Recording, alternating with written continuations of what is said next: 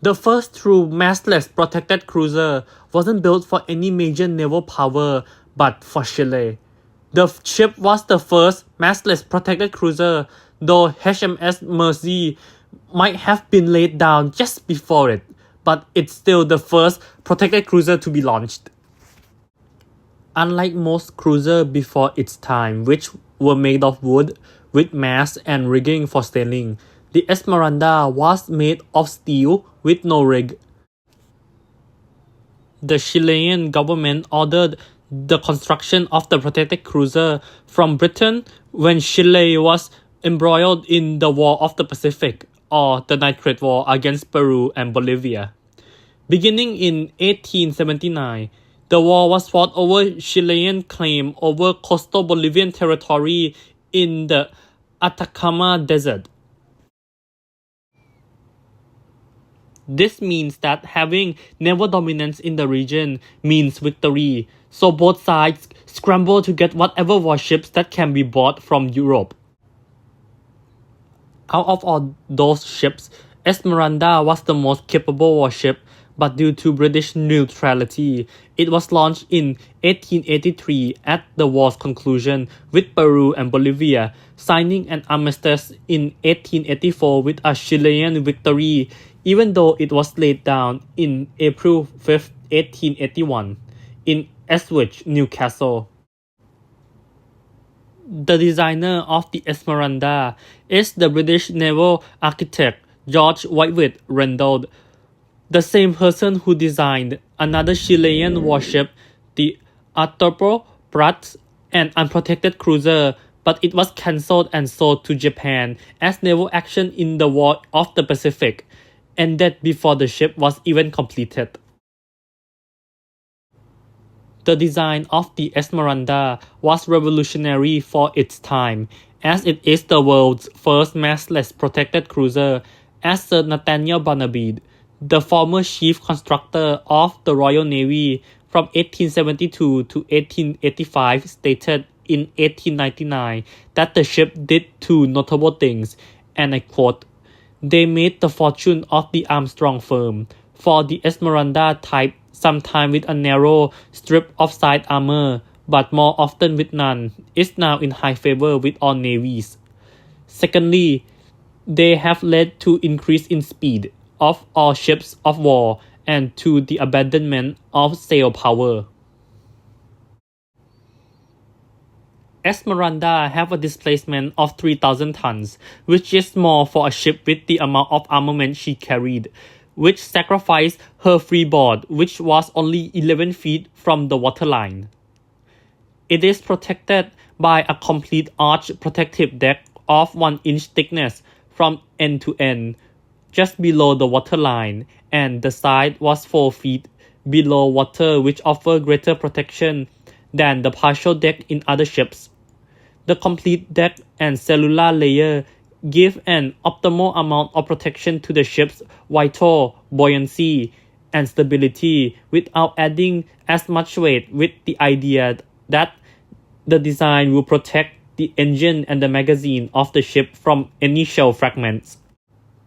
For armament, all of the guns on the Esmeralda was placed on the upper deck of the ship, with the main battery of 2 10-inch guns, with one each on the fore and aft.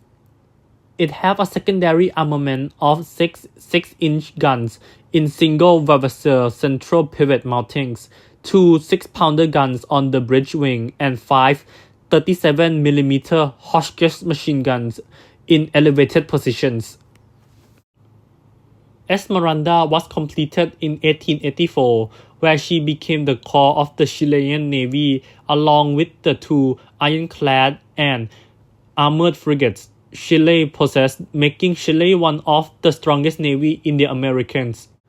She didn't do much in the 1880s, as she was docked every 4 months to have her bottom repainted to avoid corrosion, with only one major incident of being sent by the Chilean government to Panama to show the flag in 1885, along with the major power of Britain, France, and the United States, who may ask, why is Chile there? According to some sources, the Esmeralda was ordered to block an possible annexation of Panama by the United States, which sent Marines and several warships to the area during the Panama Crisis of 1885. By the time the Esmeralda reached Panama, the crisis has already been resolved when the United States withdrew from Panama and the Colombian government retook control of the city on April 30th.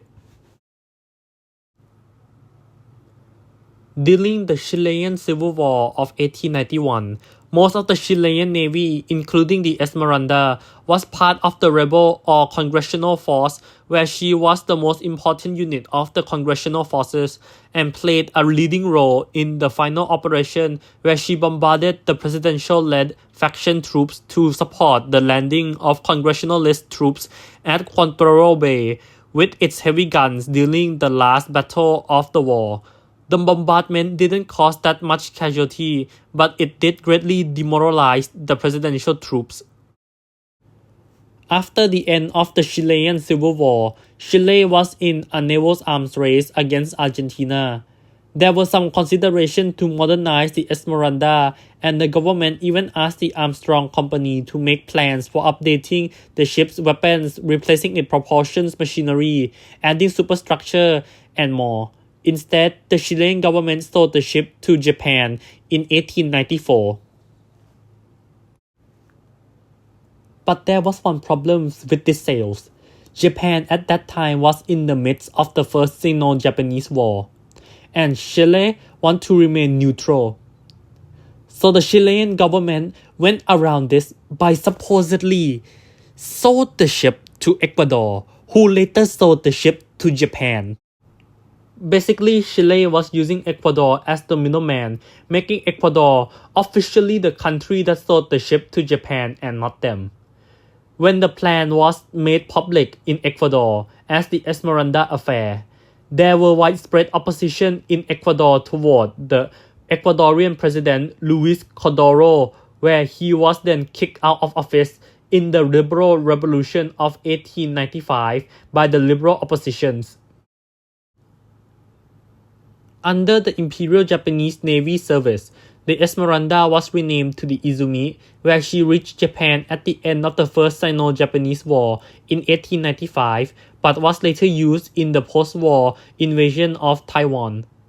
The ship's 6-inch guns were replaced with 4.7-inch quick-firing guns, and the two main batteries were replaced with 6-inch quick-firing guns, which improved the stability of the ships. Izumi's last major career was in the Russo-Japanese War, where she was part of the 6th Division of the 3rd Squadron in the Battle of Tsushima. Izumi was the first ship to sight and report about the incoming Russian fleet, where she would report the Russian fleet movement all morning by wireless. In the afternoon, Izumi and the rest of the 6th Division did saw action by engaging the Russian cruiser. After the victory in the Battle of Tsushima, Izumi and the rest of the 6th Division were deployed to escort transport ships during the invasion of Sakhalin. After the Russo-Japanese War, Izumi was used for auxiliary purposes like transporting the former Prime Minister of Japan and the first Japanese Resident General of Korea, Ito Hirobumi, to Korea. Izumi was later stricken and scrapped in 1912. Thank you for watching, and I hope I will see you next time.